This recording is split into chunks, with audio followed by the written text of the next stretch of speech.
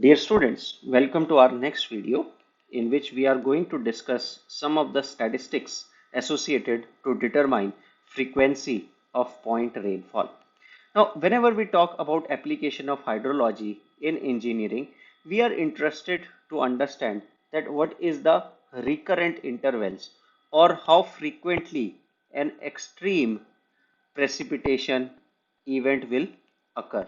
For example, we designed a dam and we said that this dam is designed to resist some level of flooding, which we say that if water exceeds the depth of d meter, we would have the dam being overflown and that may result in flooding in the downstream sections. And this d meter critically depends upon how much precipitation we are going to receive in a particular catchment or watershed. So we were interested that if we can determine I, route it through proper hydrological model, we should be able to tell D and tell us that what is the reliability of this dam not failing.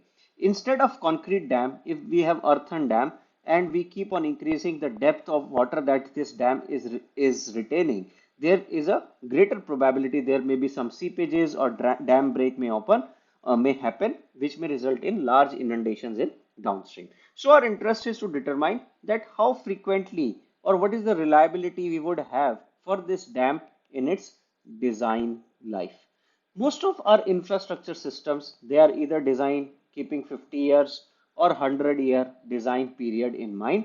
And we are interested to know that if that dmm or small dmm of precipitation can result in d meter of water into our watershed, we are interested whether how many times we are going to get this dmm of precipitation in 50 years of design life of the particular dam. So to do that, we define a term called as return period. We say that return period, which is defined in T years, is the average interval between occurrence of rainfall, and this can extend to flood also, but here we are using rainfall as an example, of magnitude equal to or greater than x, where x becomes our return level and usually expressed in centimeters or inches, and this average interval becomes our return period. We can also think this return period t as inverse of probability, as we are saying that what are the chances that this event is going to happen in a given year, and it is simply t equal to 1 by p, where p is probability of occurrence in any given year. So when we are saying that 50-year return period, we are essentially talking about level of the flooding which would happen with an average probability of 1 by 50 in given year. Similarly, we can define 1 year return level that would have the probability of 1 in given year, that this event is definitely going to happen each and every year. This because its probability on an average is equal to 1. And we, as we keep on increasing this level of 50-year to 100-year to 200-year, the probability of that event occurring would also keep on decreasing. Now, if we talk about the time series, so the temperature data or the precipitation data that we usually deal, it is presented in form of a time series. So we will have a recording on each day, and we will have some pulses, some dry spells, and so on. So on x-axis we will have time, on y-axis we will have depth of precipitation in units, let us say mm, and this becomes a daily time series of precipitation. Using this daily time series, we would like to estimate the corresponding to different return levels, let us say 30-year, 20-year, 10-year, 2 years, and so on. What is the associated depth of precipitation that we are going to get in a given watershed or at a given gauging station. To determine that, we will make use of certain theories.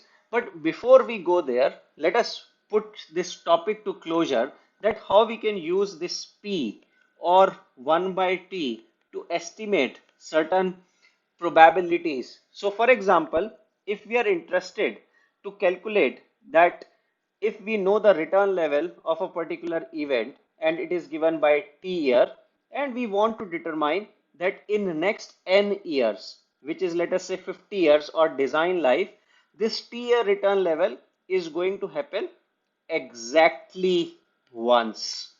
We can simply use the binomial theorem and say that probability of occurrence of exactly one incidence in 50 years is given by 50 C1, probability of that happening once, 1 minus P, 50 minus 1. So this will tell us what is the probability that this is going to happen exactly once. Similarly, if we want to calculate that what is the probability of an event to occur two times in n successive years, we can simply say that we are looking for n equal to 2 now. We are looking for r equal to 2. So we are looking for exactly 2 times 50C2 p raised to power 2, 1 minus p raised to power 48. And this is a standard binomial calculation that we are binomial distribution that we are using, where only two outcomes are possible, that event is happening with probability p and event is not happening with probability 1 minus p. And similarly, if somebody asks us what is the probability that event is going to happen at least once, so we can say that probability of getting at least one event is 1 minus 1 minus p raised to power n, because this is the probability that it is not going to happen in any year. And if we subtract it from 1, it tells us what is the probability that it is going to happen at least once. Now for different values of return levels, we can calculate P, and given the number of consecutive year block or design level we are looking at, we can come up with these estimates. So this is basic calculations that we can do once we know the return levels, and we can associate chances of happening extreme events happening at a given site. Now an important question arises. That's fine, you give us P, we can calculate, N would be known, but the bigger question remains here is that how to determine this P. To determine the values of P, there are two schools of thoughts that we would focus on. One deals with extreme value theory, and in extreme value theory, we typically have family of statistical distributions. And as you may know that determining the behavior of statistical distributions, we would need data. Based on data, we will determine what are the parameters of our distribution that can explain this data. And we use typically three distributions, which are Gumbel, Frechet, and Weibull. And these distributions, when combined together, they form a family of distributions, and together they are expressed as generalized extreme value distributions. Now going into details of these distributions, they are a little bit of advanced topic in hydrology, so we are going to skip that. But the reason I wanted to highlight is that in case you want to determine the return levels from research perspective, using GEV is one of the best available methods out there, which you can explore if you have some familiarity with dataset. But in the context of this class, instead of extreme value theory, we are going to use relatively simpler method called as plotting position formula.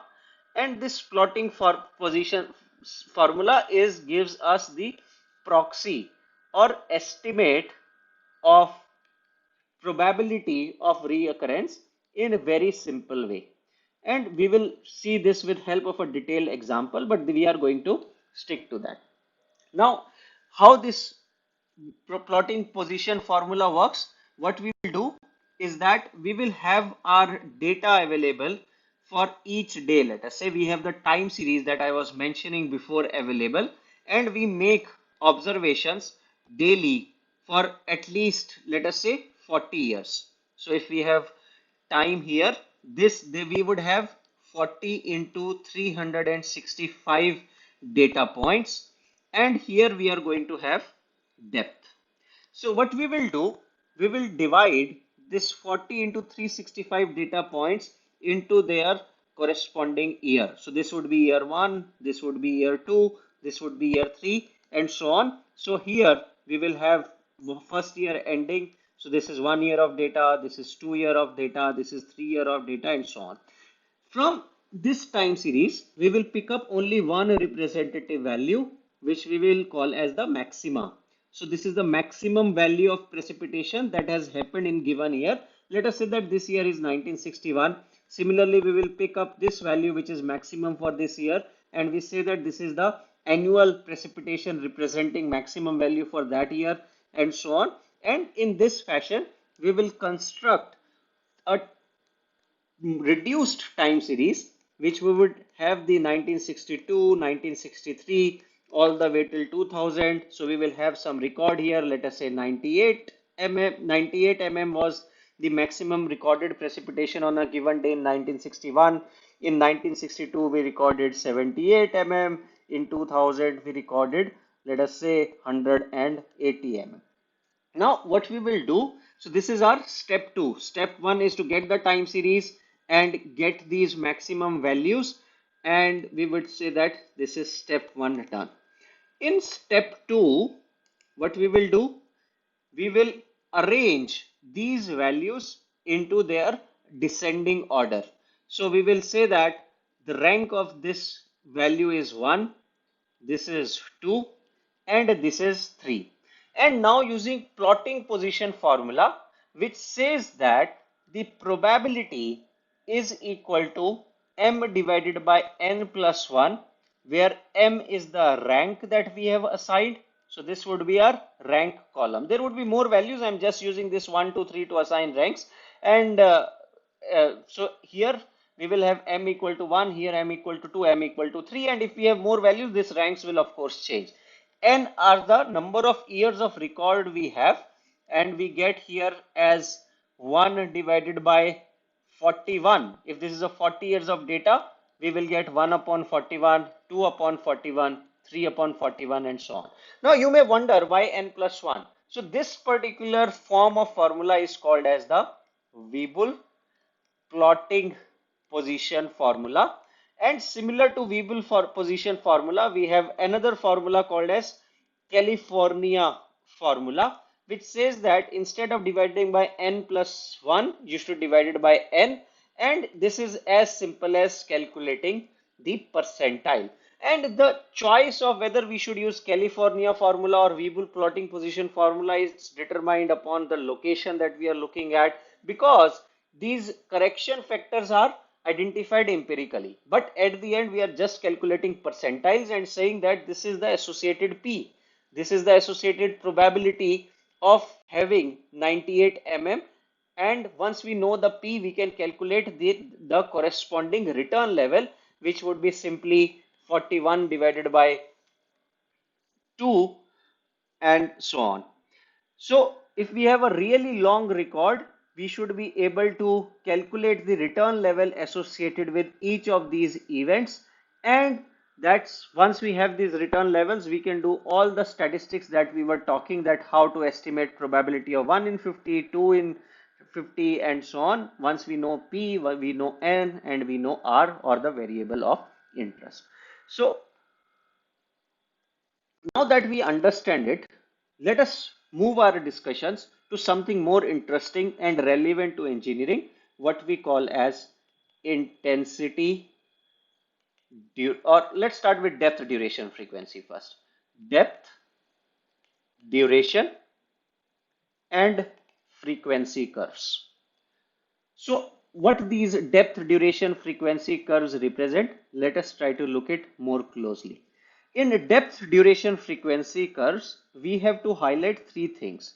One is depth, another is duration, and third one is frequency. On x-axis, we are going to have duration. On y-axis, we are going to have depth, and then we are going to have multiple curves that would represent the frequency, which is often represented as return levels. So let us say we have 10-year return level here, 20-year return level here, 30-year return level here. So this is our target. How we are going to achieve that? We will see it now, and the concept of return level will become very clear that how actual calculations are done. So what we have, so the only ingredient we have to arrive at this figure is our time series of precipitation that we, let us say, we recorded using our Siemens gauge, and we have already talked about different kind of gauges. So here duration would represent how many days or how many hours of data we are looking at cumulatively. So let us say that we will, for sake of simplicity, we stick our discussion to daily data, that we are interested to calculate the accumulated depth or duration over 1 day, D2 equal to 2 day, D3 equal to 3 days, and so on all the way till 10 days. And we want to calculate that what is the depth of a storm that would occur for 1 day and it has a return level of 10 years. What is the depth of 2 days of storm? So we accumulate or we keep on counting what is the amount of precipitation we have received over 2 days. What is the depth associated with the 10 years? We can extend this to 20 years. We can extend this to 30 years or the return levels of interest based on the infrastructure design we are looking at. So what we will do here, this is our time, and let us say that this is a daily data that is available. So these are days and this is depth. So if we are interested to calculate the return level of any duration for, let us say, 2 days, what we will do, we will take a bucket of size 2 days. We will draw it here and we say that from 0 to 1, this is the data that is for 2 days. I am of course not drawing it to scale, and we will sum all the values that are present in this bucket. We will move next. We will slide this window by 1 day and cover next 2 days. We will take second summation. We will slide this window again and we will take the third summation. We will keep on doing it until we hit the year end. So if we started from 1961, we will stop at the first day of 1962 and we will do the accumulation of all these values. So basically we are sort of doing the smoothing out, and we would have 365 minus D1, 2 plus 1 values as a resultant of this summation and rolling of this window. And what we will do now, we will pick up the maximum value of precipitation from this series. Initially we had 365 points in a year. Now we will have 365 minus 2 plus 1 because we are having a window size 2. So 364 points here, and we will take the maximum value out of it and we will say that this is the 2 days maximum precipitation that has happened in between 1961 and beginning of 1962. We will keep on repeating this exercise for next year, that is 1962 to 1963. We will have another value, and for all the years we will get the annual series of our precipitation, which would represent 2 days maximum precipitation. And now we will again apply the plot position and determine that corresponding to these 2 days of series, 1961 we have some value, 1962 we have some value, 1999 we have some value, let us say it is 120, it is 140, it's 160. We will again give them some rank. This is rank 1, this is rank 2, this is rank 3, divided by n plus 1, divided by n plus 1, n plus 1, and we will calculate the corresponding return levels. And we will again go here that now on 2 days we would know what is the value of 10-year return level, what is the value of 20-year return level, what is the value of 30-year return level.